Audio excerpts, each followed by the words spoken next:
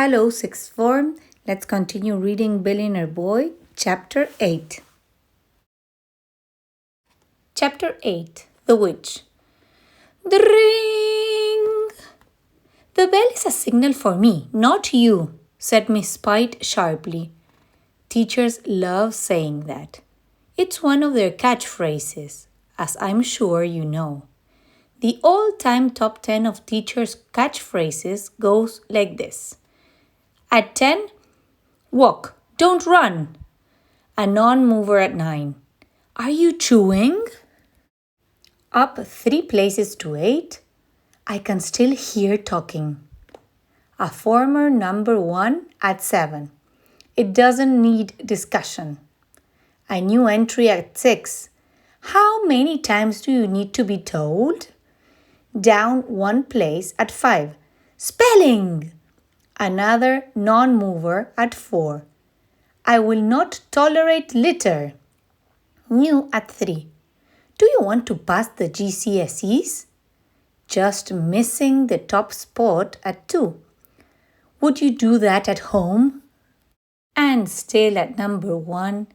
It's not just yourself you've let down, but the whole school. Taking the history lesson was Miss Spite. Miss Spite smelled of rotten cabbage.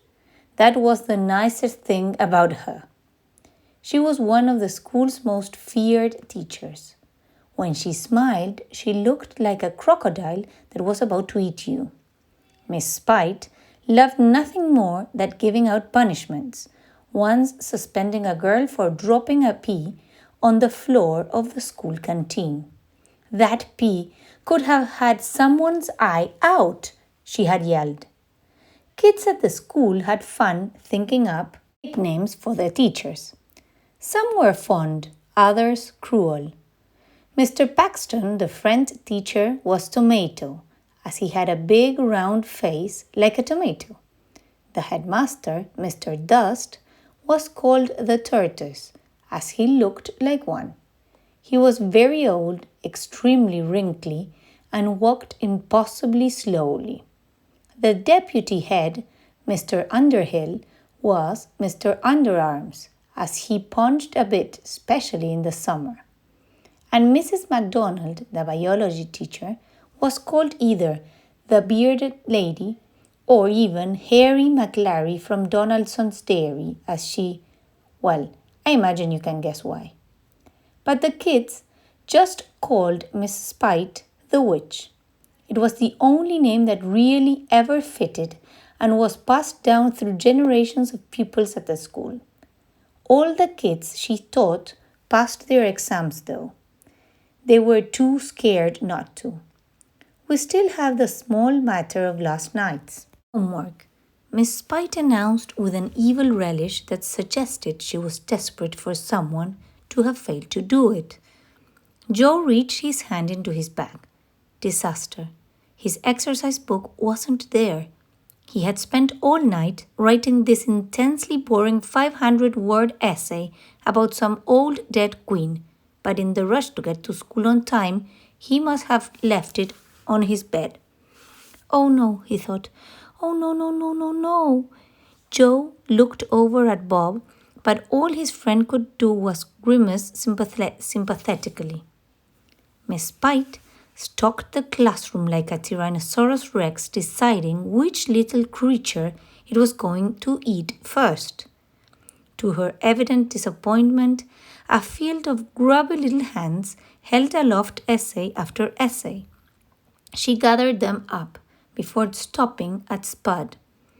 Miss, he stammered. Yes, Spud, said Miss Spite, drawing out her words as long as possible so she could relish this delicious moment. I did do it, but… Oh, yes, of course you did it. The witch cackled. All the other pupils, except Bob, sniggered too. There was nothing more pleasurable than seeing someone else get into trouble. I left it at home. Litter duty, the teacher snapped.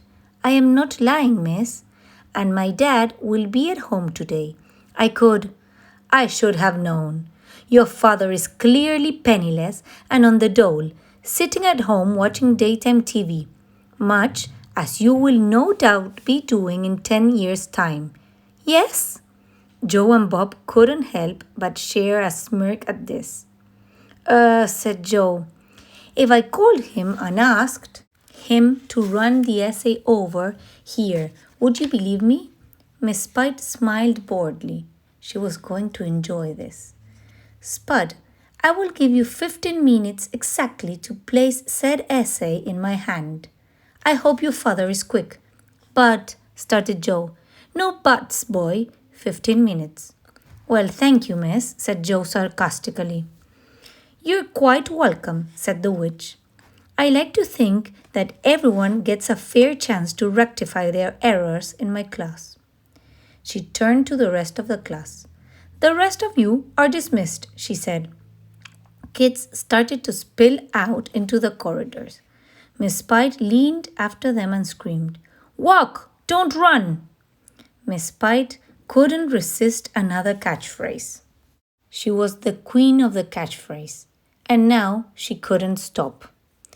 It doesn't need discussion, she called after her pupils randomly.